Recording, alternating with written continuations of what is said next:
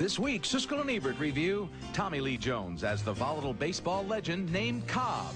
Writer Willem Dafoe enters into a turbulent marriage in Tom and Viv. And Nicolas Cage, John Lovitz, and Dana Carvey are bumbling brothers trapped in paradise.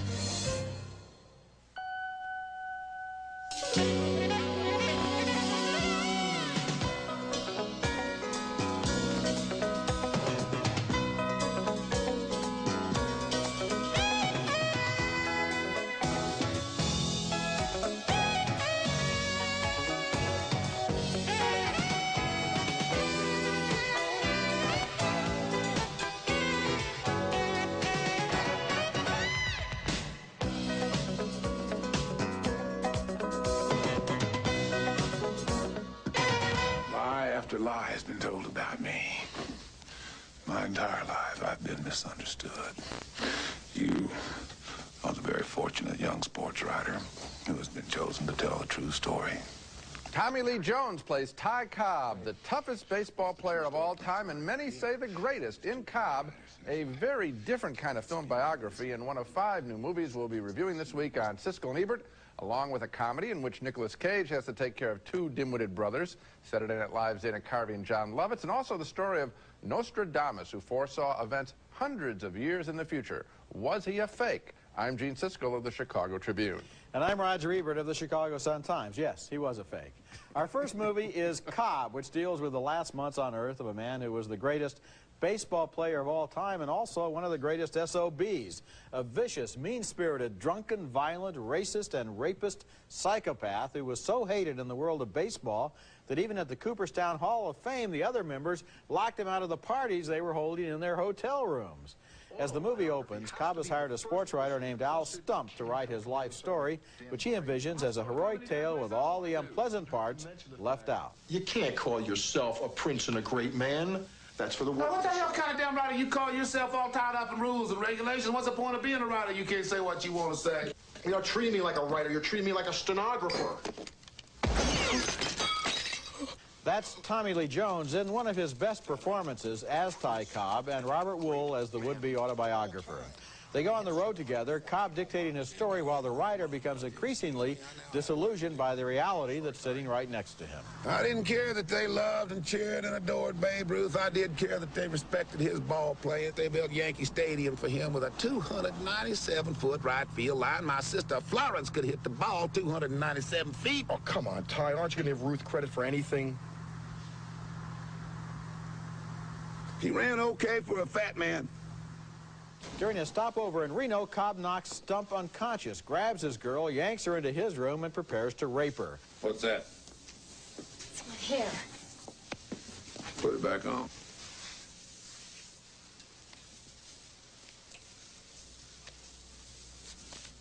That's better. That's Lolita Davidovich as the assault victim. As time goes on, the writer becomes chauffeur and nursemaid, and Cobb's condition worsens prior to the Hall of Fame dinner in his honor. You've got to have your cane. I don't have to have anything. You'll help me out. In case I wobble, something like that, you put a hand here, you over here, you keep me upright, I'm going to be all right. The movie's weak point is the character of the sports writer, Stump, who puts up with incredible abuse and comes back for more. It's as if the story needs the character but doesn't know where to go with him. And since Stump obviously doesn't know what to make of Ty Cobb, in the last analysis, we don't either. I admire the Jones performance in the movie and some of the craftsmanship, but Cobb never convinced me it knew why it had to be made. Gee, Roger, I think you missed the point of the picture, was that very clearly the Al Stump writer character is, and Ron Shelton in this whole project, is taking away the myth that covers the man in all sports. And with current events going on right now, I think that it's really a welcome picture. I think that it's so obvious here that we're seeing myth deconstructed right down the line. I think it's sitting right there in front of you. Stump doesn't deconstruct the myth. The last scene of the movie says he decided to print the lie because he needed Cobb to be a hero. Right. And the mystery that I have, and I'm sure you can answer this, Go right ahead. What has Stump seen, or what have we seen in that movie that would allow Stump to even think of Ty Cobb as a hero? The first thing is, he is enough of a writer to tell us that he lied when his original article came out in a man's magazine back in the 50s, which I read. In his original book. And he has since written the truth in a new book, yeah, but that is stuff that you know that isn't in the movie. Nothing about the new book is in the movie.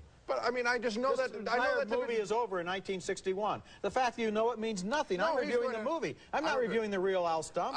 There's nothing in this movie to account for that. No, he says so. He talks about himself and what it is like that he helped create a myth. All of these sports writers create and guard myths. Because he needed a hero. Now, my second question. What in the world about Ty Cobb would make him think of him as a hero? He says it you just answered the question. He says it at the time, in the 60s, that he wrote him as a hero because of his competitiveness and because of his great achievements on the field. And lots of kids bought into it, including me, who I never says that in the movie. What you're doing is you're taking all this hindsight and all of your theories about Ty. If you look at this movie, you can't tell me why the character is likable, why anybody wanted him to be a hero, or what the point of view of the movie is. Do you think that Al Stump thinks the guy is likable?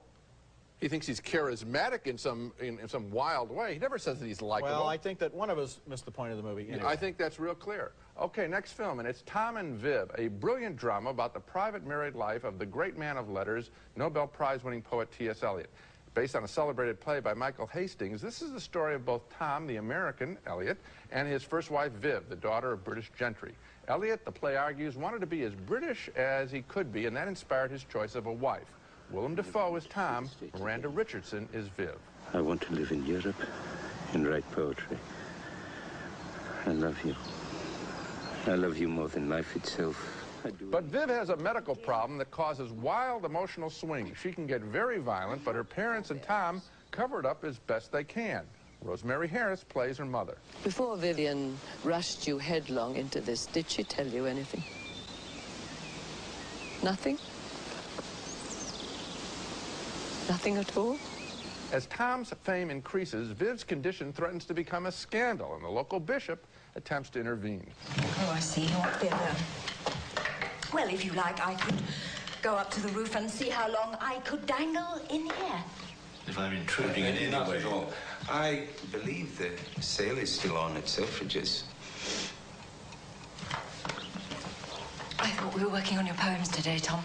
Pushed to the limit, Tom realizes that he must call in some doctors and at least consider institutionalizing Viv.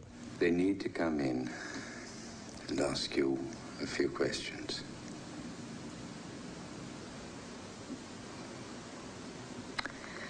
You won't let them take me away from you, Tom? Both Willem Dafoe and Miranda Richardson are superb in this film, a drama that wants to expose the way men and women were treated differently by English society during the first half of this century. But that's just part of what makes Tom and Viv so good. I also enjoy this picture as a portrait of a marriage and a family and the way that serious behavioral problems are often overlooked, excused, and worked around to the point of being abusive to all concerned. I really felt as though I was watching True Lives in Tom and Viv, a most impressive new film, just opening in New York now and the rest of the country in January. The movie didn't work that well for me, Gene, and I'll tell you why. One of the problems that I had all through the movie was that the relationship between this man and this woman is a complete enigma. And it starts out that way. We never understand why this shy and emotionally backward man is attracted to this woman or what he sees in her. They get married before he could possibly ever know what he's getting into. I think that happens to a lot of different people, and it probably happened more in the early part of this century than it does right now. I think it's also very clear the film establishes very well that the reason why he wants to marry her is because she's part of English society, and that's what he wants to buy into. Don't you feel, though, that Willem Dafoe in playing T.S. Eliot is so opaque, and the script is so opaque, that we never really understand exactly what his motivations are, and that, in fact, he is a complete monster in sending this woman away for 11 years, till she dies, never even talking to her for the last 10 years of her incarceration, even though really she has done nothing wrong except to fall victim of the setup that this society has for hysterical women. Well, what you've given is not a bad précis of the movie, and so what's wrong with it? Well, because I never understood who these people were and why they were behaving in this way. I think you just described it very well, that he is a monster. That's hard charge of this movie and the hard charge of the play, which caused quite a sensation in England. I know, well, of course, but there's more than one side to the story, but the thing is, in the movie, I keep feeling that I'm looking at the outsides of these people. I'm never so really involved in this understanding family, how they really get involved. I'm telling you that this family relationship and how they tolerate and hide what's going on, the secret of a family, that's a story that's eternal and constant and modern. I thought it was very well done. When we come back, Nicolas Cage, John Lovitz, and Dana Carvey play three crooks who spend Christmas Eve trapped in paradise. I just robbed these people. I don't want to get to know them, all right? Alvin Purple, you have been labeled a kleptomaniac.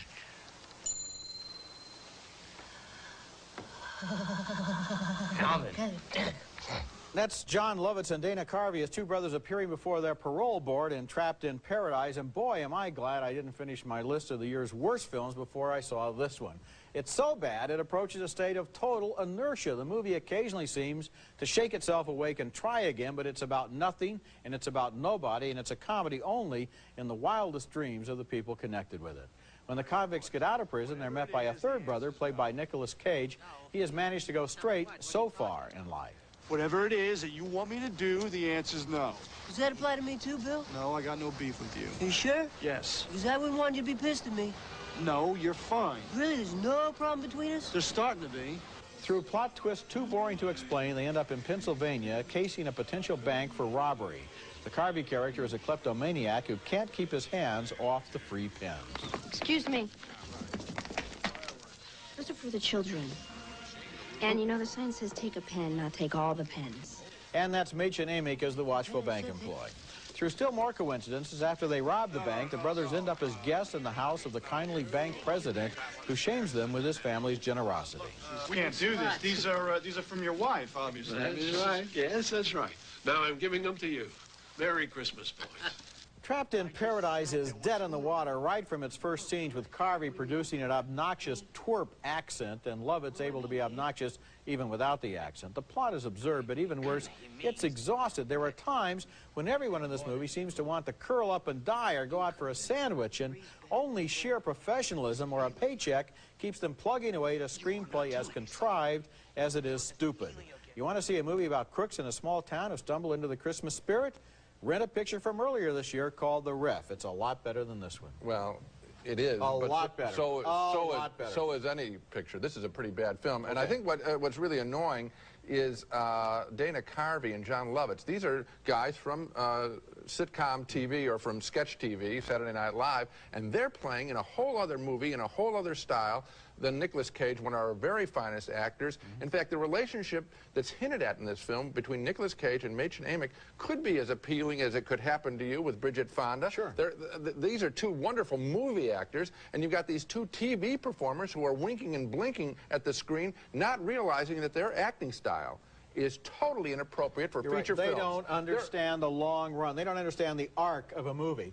If they can get through a line and it feels like a punchline, they're satisfied. And you're right about that, because in little tiny doses, like 3 words maybe, Dana Carvey's accent might be acceptable. But by the end of this movie, I mean, oh, no. Even Carvey himself probably isn't able to stand the first reel, you're ticked off at them. Okay. And that's really a nice attitude to have to a comedy, angry. Coming up next, Ladybird, Ladybird, a film that asks a tough question. Does this mother deserve to keep her children?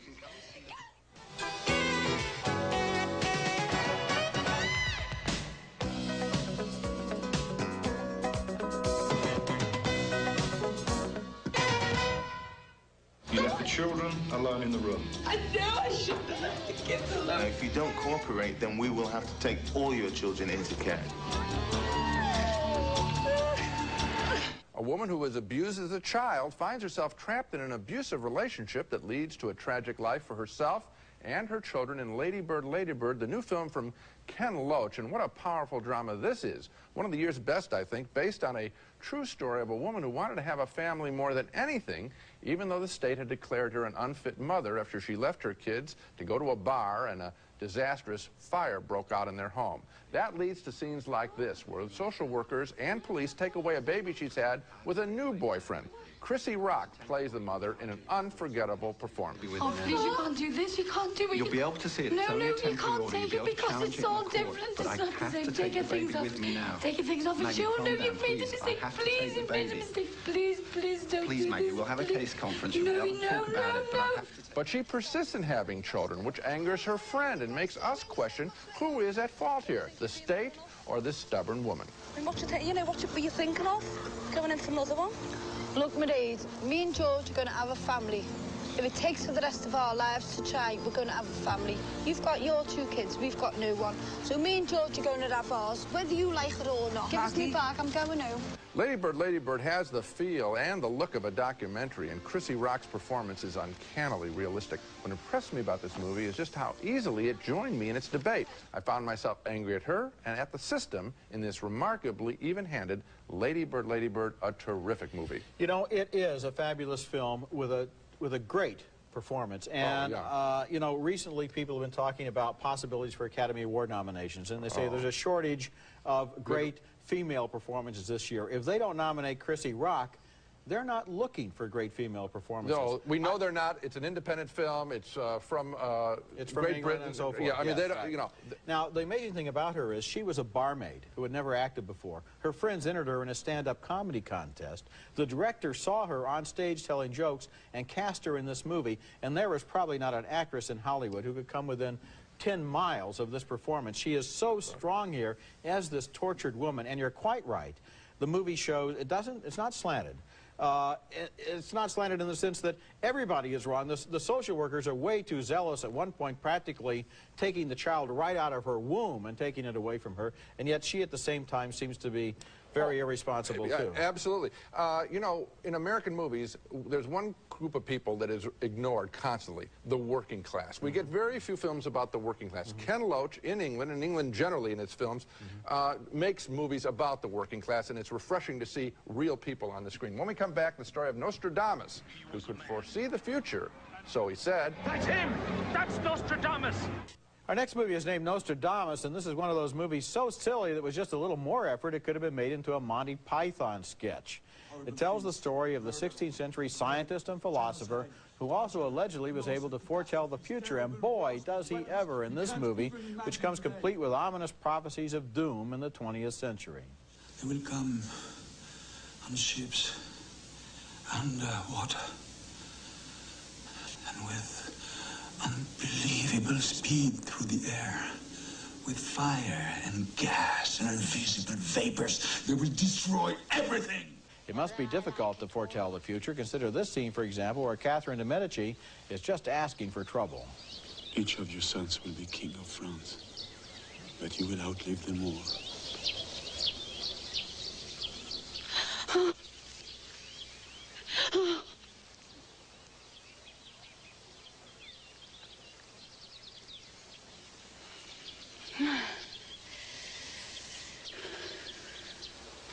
Then I will prepare myself for some terrible times ahead. My favorite scenes in this movie come when Nostradamus looks deeply into a bowl of water and sees what looks like clips from old reruns on the Discovery Channel. What surprises me the most about Nostradamus, however, was the film's solemn and reverential tone, as if Nostradamus was a great religious leader like Jesus or Muhammad, and that if we could only heed his message, we could avoid catastrophe.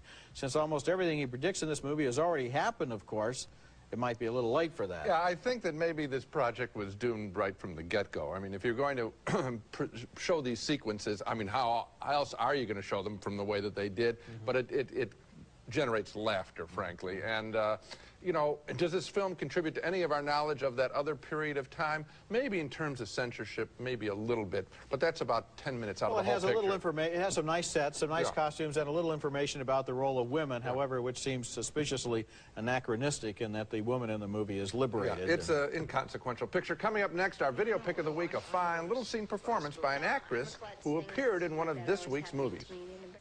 Siskel and Ebert's Video Pick of the Week, brought to you by Orville Redenbacher, the first and last name in popcorn.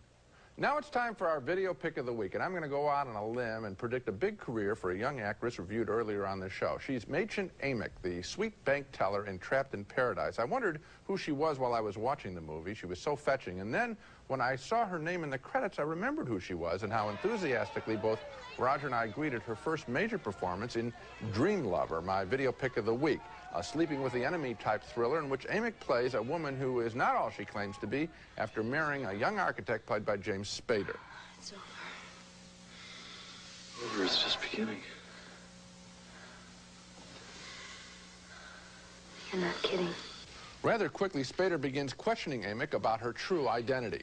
Is your real name Sissy? What?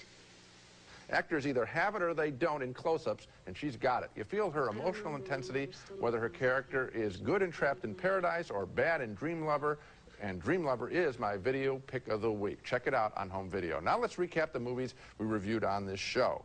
We split on Cobb, Ron Shelton's biography of Ty Cobb, which tries to get at the man behind the myth. We both admire the strong performance by Tommy Lee Jones, but Roger felt the point of view was missing from the portrait. I think it's really clear. Another split vote for Tom and Viv about the troubled marriage between T.S. Eliot and his wife. Roger didn't think the movie adequately explained either character. I think it's a tremendous family drama. 2 thumbs down for Trapped in Paradise, the woefully unfunny comedy that wastes the talents of Nicolas Cage and Machen Amick. 2 more thumbs up, way up for Ken Loach's documentary like Ladybird, Ladybird, with a brilliant performance by Chrissy Rock as a mother who wants to have another baby, but maybe she shouldn't. Academy voters, please take notice of this film. And finally, 2 thumbs down for the silly and at times laughably earnest Nostradamus.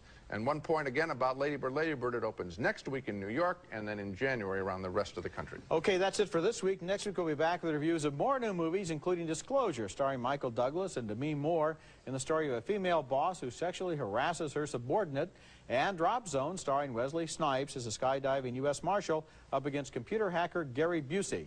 That's next week, and until then, the balcony is closed. It's America's favorite jelly bean, Jelly Belly, now appearing at theaters and video stores with good taste. Jelly Belly beans, try them, you'll love them. Let Hooked on Phonics open the door to reading and discovery for someone special. This holiday season, give a gift that could change a life forever. Call 1-800-ABCDEFG. Discover the miracle, the original Bridals and Bows mane, tail, and hair shampoo, conditioner, and nail cream for beautiful, thick, healthy hair, bridals and bows. Vicks Vapor Inhaler for fast, effective relief of nasal congestion, easy to use, easy to carry, anytime, anywhere. Take a breather with Vicks Vapor Inhaler.